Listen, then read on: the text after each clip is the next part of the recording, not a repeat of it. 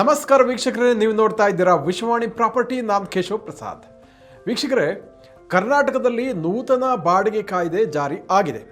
ಈ ಬಗ್ಗೆ ಸಾಕಷ್ಟು ಉಪಯುಕ್ತವಾದ ಮಾಹಿತಿಯನ್ನು ಈ ವಿಶೇಷ ಎಪಿಸೋಡಿನಲ್ಲಿ ನಾವು ತಿಳಿದುಕೊಳ್ಳೋಣ. ಅಂದರೆ ಕರ್ನಾಟಕದಲ್ಲಿ ಬಾಡಿಗೆ ಕಾಯ್ದೆಯಲ್ಲಿನ ಹೊಸ ತಿದ್ದುಪಡಿ ಇದು ಜಾರಿಯಾಗಿದ್ದು, ಈ ಕುರಿತಾದಂತಹ ನೇಮ ಮಾಡಲಿಕ್ಕೆ ಉದ್ದೇಶ ಏನು, ಬಾಡಿಗೆಯವರು ಮತ್ತು ಮಾಲೀಕರ ಮೇಲೆ ಇದರಿಂದ ಆಗುವಂತಹ ಪರಿಣಾಮ ಏನು, ಇದರ ಬಗ್ಗೆ ಸಾಕಷ್ಟು ಮಾಹಿತಿಯನ್ನು ಸಂಪೂರ್ಣವಾಗಿ ಈ ಎಪಿಸೋಡ್ನಲ್ಲಿ ನಾವು ತಿಳಿಯೋಣ. ಮೊದಲನೇದಾಗಿ ಹಿಂದಿನ ಬಾಡಿಗೆ ಕಾಯ್ದೆ ಹೇಗಿತ್ತು ಅನ್ನೋದನ್ನು ನೋಡೋಣ. 1999ರ ಕರ್ನಾಟಕ ರೆಂಟ್ ಕಂಟ್ರೋಲ್ ಆ್ಯಕ್ಟ್ ಅಥವಾ KRCA ಪ್ರಕಾರ ಬಾಡಿಗೆಯ ಹಕ್ಕು, ತೆರವು ಪ್ರಕ್ರಿಯೆ ಮುಂತಾದ ಪದ್ಧತಿಗಳು ನಿಯಂತ್ರಣದಲ್ಲಿ ಇದ್ವು. ಬಾಡಿಗೆ ಸಲುವಾಗಿ ಅನ್ಯಾಯವಾಗಿ ಬಾಡಿಗೆದಾರನನ್ನು ಮನೆ ಖಾಲಿ ಮಾಡುವಂತೆ ಮಾಡಬಾರ್ದು. ಬಾಡಿಗೆ ನವೀಕರಣ ವಿಚಾರದಲ್ಲೂ ಕೆಲ ಮಿತಿಗಳನ್ನು ಇರಿಸಲಾಗಿದೆ. ಹಿಂದಿನ ಕಾಯ್ದೆ ಪ್ರಕಾರ ಬಾಡಿಗೆದಾರ ತನ್ನ ಬಾಡಿಗೆ ಮನೆಯನ್ನು ಬೇರೆಯವರಿಗೆ ಅಕ್ರಮವಾಗಿ ಬಾಡಿಗೆ ಕೊಟ್ಟರೆ ಅದು ಅಕ್ರಮ ಅಂತ ಪರಿಗಣಿಸಲಾಗ್ತಾ ಇತ್ತು. ಹೊಸ ತಿದ್ದುಪಡಿ ಮತ್ತು ಪ್ರಸ್ತಾವಿತ ಬದಲಾವಣೆ ಹಾಗಿದ್ರೆ ಏನು ಅಂತ ನೋಡಿದ್ರೆ, ಹೊಸ ತಿದ್ದುಪಡಿಯ ಪ್ರಕಾರ ಬಾಡಿಗೆದಾರ ಬೇರೆಯವರಿಗೆ ಬಾಡಿಗೆ ಕೊಟ್ಟರೆ ಅಕ್ರಮವಾಗಿ 50,000 ರೂಪಾಯಿ ದಂಡವನ್ನು ವಿಧಿಸಬಹುದು.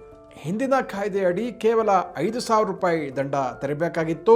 ಹಾಗಾಗಿ ಈಗ ದಂಡವನ್ನು 900% ಹೆಚ್ಚಿಸಲಾಗಿದೆ. ಇದು ಮುಖ್ಯವಾದಂತಹ ವಿಚಾರ. ಇದರಲ್ಲಿ ಕಾಗದ ಪತ್ರ ಇಲ್ಲದೆ ಮಾಡಿಕೊಳ್ಳುವಂತಹ ಬಾಡಿಗೆ ಒಪ್ಪಂದಗಳನ್ನು ಕೂಡ ಅಕ್ರಮ ಅಂತ ಪರಿಗಣಿಸಲಾಗಿದೆ. ಇದು ಎರಡನೇ ಪಾಯಿಂಟ್ ಅಂತ ಹೇಳ್ಬೋದು.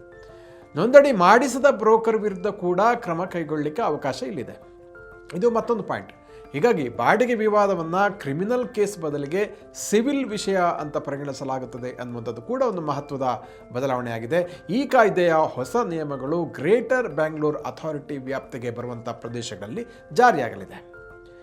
ಈ ಹೊಸ ನಿಯಮದಿಂದ ಬಾಡಿಗೆದಾರರ ಮೇಲಾಗುವಂತಹ ಪರಿಣಾಮ ಏನು ಅಂತ ನೋಡಿದ್ರೆ, ಬಾಡಿಗೆ ಮನೆಯನ್ನೇ ಬಾಡಿಗೆ ಕೊಟ್ಟು ಅಂದರೆ ಬೇರೆಯವರಿಗೆ ದುಡ್ಡು ಮಾಡ್ತಾ ಇರುವವರಿಗೆ ಈಗ ಸಂಕಷ್ಟ ಆಗಲಿದೆ. ಸಿಕ್ಕಿಬಿದ್ದರೆ 50,000 ರೂಪಾಯಿ ದಂಡವನ್ನು ಅವರು ಕೊಡಬೇಕಾಗುತ್ತೆ.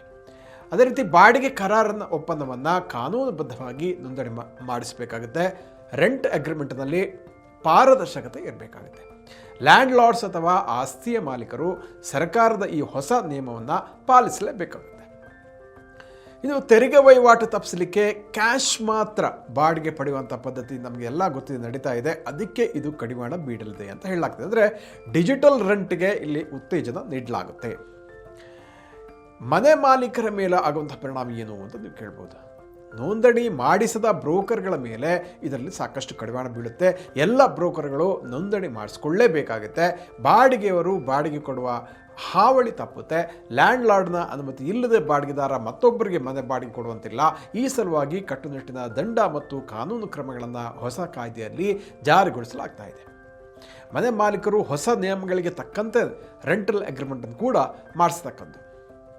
ಪ್ರಮುಖ ಸವಾಲುಗಳು ಹಾಗಿದ್ರೆ ಏನು ಅಂತ ನೋಡಿದ್ರೆ, ಈ ಸಬ್ ರೆಂಟ್ ಮಾಡಿ ಬಾಡಿಗೆದಾರ ತನ್ನ ಮೇಲಿನ ಖರ್ಚಿನ ಸಮಸ್ಯೆಗಳನ್ನು ಕಡಿಮೆ ಮಾಡಿಕೊಳ್ತಾ ಇದ್ದ ಈ ಹಿಂದೆ ಇದು ಇನ್ನು ಮುಂದೆ ಕಷ್ಟ ಆಗಲಿದೆ. ನಿಯಮಗಳನ್ನು ಜಾರಿಗೆ ತಂದರೂ ತಪ್ಪುಗಳು ನಡೆದಿದ್ರೆ ಅದಕ್ಕೆ ಜವಾಬ್ದಾರಿ ಯಾರು ಎಂಬುದರ ಬಗ್ಗೆ ಈ ಹೊಸ ನೀತಿಯಲ್ಲಿ ಸ್ಪಷ್ಟತೆ ಇಲ್ಲ ಅಂತ ಹೇಳಲಾಗ್ತಾ ಇದೆ. ನೂತನ ನಿಯಮ ಕಾನೂನುಬದ್ಧವಾಗಿ ಜಾರಿಗೊಳಿಸುವಂಥದ್ದು ಒಂದಷ್ಟು ದೊಡ್ಡ ಸವಾಲಾಗಿ ಪರಿಗಣಿಸಲು ಆಗುವಂಥ ಚಾನ್ಸಸ್ ಇದೆ. ಇದಕ್ಕಾಗಿ ಸೌಕರ್ಯಗಳ ಕೊರತೆ ಇದೆ. ಜೊತೆಗೆ ಇದರ ಬಗ್ಗೆ ಮೇಲ್ವಿಚಾರಣೆ ನಡೆಸಲು ಯಾವುದೇ ವ್ಯವಸ್ಥೆ ಇಲ್ಲ ಅಂತ ಹೇಳಲಾಗ್ತಾ ಇದೆ. ಇನ್ನು ಹೊರ ರಾಜ್ಯಗಳಲ್ಲಿ ಹೊಸ ನಿಯಮ ಈಗಾಗಲೇ ಜಾರಿಗೆ ಬಂದಿದೆ. ಈಗಾಗಲೇ ಕೆಲ ರಾಜ್ಯಗಳಲ್ಲಿ ಹೊಸ ಕಾಯ್ದೆಯ ನಿಯಮಗಳನ್ನು ಸಾಕಷ್ಟು ಅಳವಡಿಸಿಕೊಳ್ಳಲಾಗಿದೆ. ಹಣಕಾಸಿನ ವ್ಯವಹಾರದ ಮೇಲೆ ಕಣ್ಣಿಟ್ಟು ದಂಡ ಹೆಚ್ಚಳ ಎಲ್ಲವನ್ನು ಕೂಡ ಜಾರಿಗೆ ತರಲಾಗಿದೆ. ಕರ್ನಾಟಕ ಸರ್ಕಾರ ಈ ನಿಯಮ ಜಾರಿಗೆ ತಂದು ಸೂಕ್ತ ರೀತಿಯಲ್ಲಿ ನಿರ್ವಹಿಸುವ ಎಲ್ಲ ಸಾಮರ್ಥ್ಯ ಹೊಂದಿದೆ ಅಂತ ಹೇಳಲಾಗ್ತಾ ಇದೆ. ಹಾಗಿದ್ರೆ ಪ್ರಮುಖ ಸಲಹೆಗಳು ಏನು ಅಂತ ನೋಡಿದ್ರೆ, ಹೊಸ ನಿಯಮ ರಿಯಲ್ ಎಸ್ಟೇಟ್ ಹೂಡಿಕೆದಾರರು, ಲ್ಯಾಂಡ್ ಲಾರ್ಡ್ಸ್ ಅಥವಾ ಬಾಡಿಗೆದಾರರು ಎಲ್ಲರಿಗೂ ಕೂಡ ಒಂದು ಪ್ರಯೋಜನ ಆಗುವಂತೆ ಇದೆ ಅಂತ ಮಾಡಬೇಕಾಗುತ್ತೆ ಅಂತ ಹೇಳ್ಬೋದು. ಬಾಡಿಗೆ ಒಪ್ಪಂದವನ್ನು ಕಾನೂನಾತ್ಮಕವಾಗಿ ರಿಜಿಸ್ಟರ್ ಆಗುವಂತೆ ನೋಡ್ಕೊಳ್ಬೇಕಾಗುತ್ತೆ. ಬಾಡಿಗೆದಾರ ಮನೆಯನ್ನು ಬೇರೆಯವರಿಗೆ ಕೊಡಬೇಕಾದ್ರೆ ಅನುಮತಿ ಪಡೆಯುವ ಹಾಗೆ ಮಾಡಬೇಕಾಗುತ್ತೆ. ಬಾಡಿಗೆ ರಸೀದಿ ಮತ್ತು ಡಿಜಿಟಲ್ ರೆಂಟ್ ಪಾವತಿಯ ದಾಖಲೆಗಳನ್ನು ಸಂಗ್ರಹಿಸಿಡುವಂಥ ಕೂಡ ಒಂದು ಒಳ್ಳೆಯ ಸಲಹೆ ಆಗ್ಬೋದು. ಹೀಗಿದ್ರೂ ತಕರಾರು ಎದುರಾದರೆ ಕಾನೂನು ತಜ್ಞರಿಂದ ಸಲಹೆಯನ್ನು ಪಡೆಯೋದು ಕೂಡ ಉತ್ತಮ ಅಂತ ಹೇಳ್ಬೋದು. ಅಂತಿಮವಾಗಿ ಹೇಳೋದಿದ್ರೆ, ಹೊಸ ಕಾಯ್ದೆಯ ಬಾಡಿಗೆದಾರ ಮತ್ತು ಮನೆ ಮಾಲೀಕ ಇಬ್ಬರಿಗೂ ಕೂಡ ಒಂದು ಜಾಗರೂಕತೆಯಿಂದ ಎಚ್ಚರಿಕೆಯಿಂದ ಇರುವ ಹಾಗೆ ಮಾಡಿದೆ ಅಂತಲೇ ಹೇಳ್ಬೋದು. ಹೊಸ ನಿಯಮದ ಬಿಸಿ ನಿಮಗೆ ತಟ್ಟಿದೆಯಾ? ನಿಮ್ಮ ಅನುಭವ ಏನಾದರೂ ಇದ್ದರೆ ಅದನ್ನು ಕಮೆಂಟ್ ಬಾಕ್ಸ್ನಲ್ಲಿ ನಮ್ಮೊಟ್ಟಿಗೆ ಶೇರ್ ಮಾಡಿಕೊಳ್ಳಿ. ಈ ವಿಷಯ ನಿಮಗೆ ಉಪಯುಕ್ತ ಆಗಿದ್ದರೆ ಲೈಕ್ ಆ್ಯಂಡ್ ಶೇರ್ ಮಾಡಿ. ಇನ್ನಷ್ಟು ರಿಯಲ್ ಎಸ್ಟೇಟ್ ಮತ್ತು ಲೀಗಲ್ ಅಪ್ಡೇಟ್ಸ್ಗಾಗಿ ವಿಶ್ವವಾಣಿ ಪ್ರಾಪರ್ಟಿ ಚಾನಲನ್ನು ಸಬ್ಸ್ಕ್ರೈಬ್ ಮಾಡಿ, ವೀಕ್ಷಿಸಿ, ನಿಮ್ಮ ಸ್ನೇಹಿತರಿಗೆ ಶೇರ್ ಮಾಡಿ. ಧನ್ಯವಾದಗಳು.